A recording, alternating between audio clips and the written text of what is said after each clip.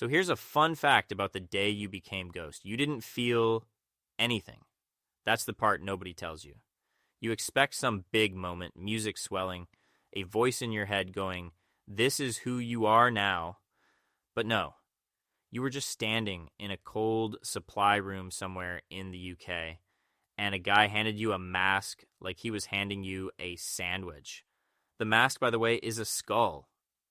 Not subtle. You look like the Grim Reaper's angry cousin. And the first time you put it on, you thought, okay, this is a bit much. But then you looked in a mirror and you couldn't see your own eyes, just the black holes where your eyes should be. And you thought, that's kind of nice, actually. That should have been the first warning. Anyway, they gave you the call sign right there. Ghost. You didn't pick it. Someone else did. Because apparently you have a habit of showing up in places you shouldn't be, doing things nobody sees, and then leaving before anyone can say thank you. Which honestly sounds cooler than it is. Mostly it means you're cold and tired a lot. You came up through the SAS, brutal training, the kind where they wake you up at 3 a.m. to make you carry a log up a hill, and the log is heavier than your entire will to live. You learned to stop feeling your feet. You learned to shoot straight when your hands were shaking. You learned that your body will do things your brain is screaming at it not to do. And then one day, a man named Captain Price found you. Price is the kind of guy who could tell you the building is on fire and you'd feel calmer. He's got this beard and this voice that sounds like gravel that went to boarding school, and he doesn't waste words. When Price says, "We're going in," you go in. You don't ask questions. Well, you ask one question, you ask when, and he tells you, and that's the conversation. He put you on a team called Task Force 141, TF-141 for short. And that's when things got interesting. The team's small. That's the point. You've got Soap, who's Scottish and reckless in a way that should have gotten him killed 6 times already, but somehow never does. Soap will run across an open courtyard while people are shooting at him, laughing. Actually laughing.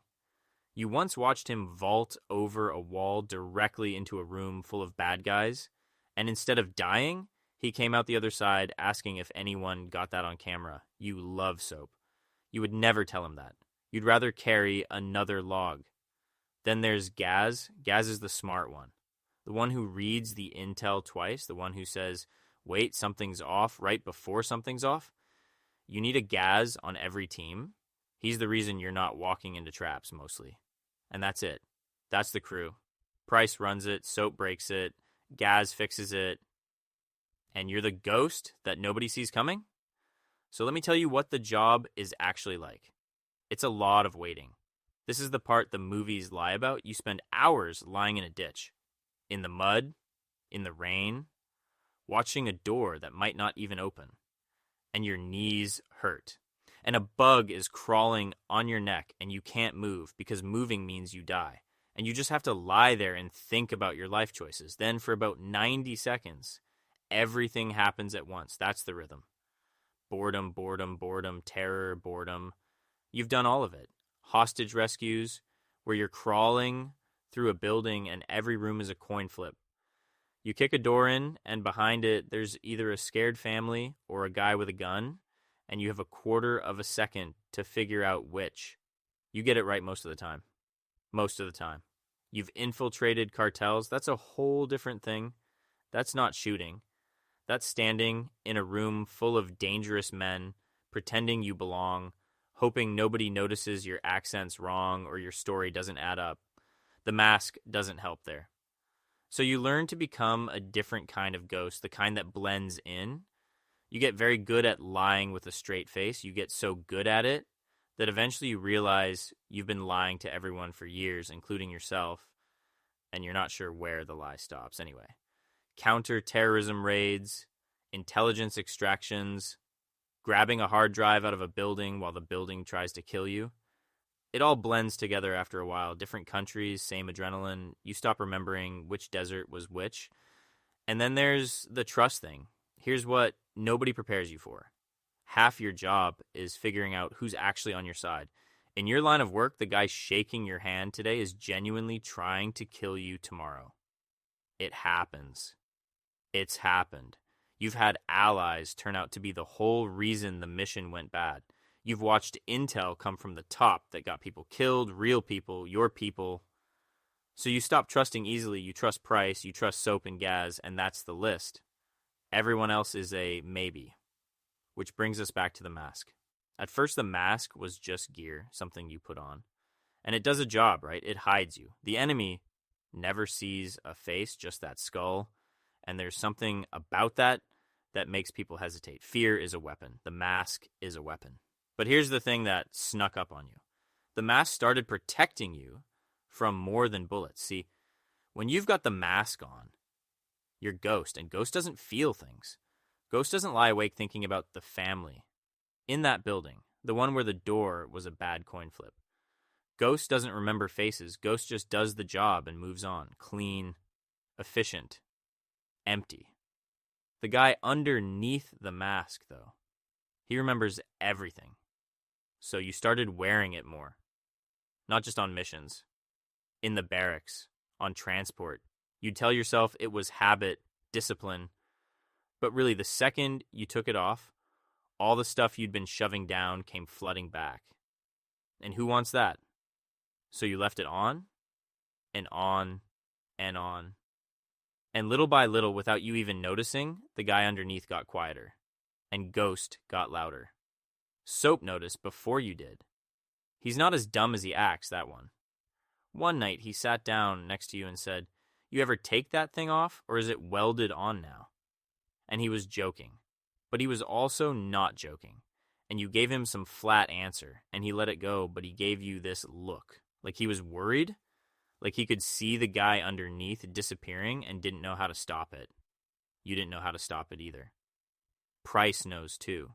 Price knows everything. He never says anything directly because that's not his way, but every so often he'll say something small. Take care of yourself out there.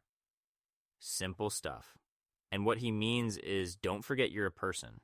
Don't lose it all to the job. And you nod like you understand. And then you go put the mask back on. The years pile up. You lose count of the deployments.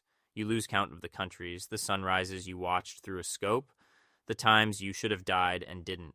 You stop calling home because there's less and less of you left to be on the phone. The person who used to be you had a name, a voice, a laugh, probably. You genuinely start to have trouble remembering what he sounded like. That's the part that gets you, not the danger. You made peace with the danger a long time ago. It's the slow fade. The way you disappeared one mission at a time. Okay, so here's the moment. There was this one op.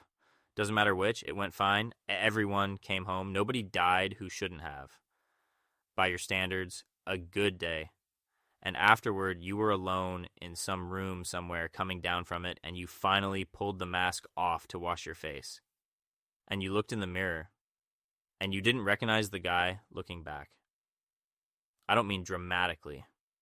I don't mean you'd aged or you had scars, though sure, all that too.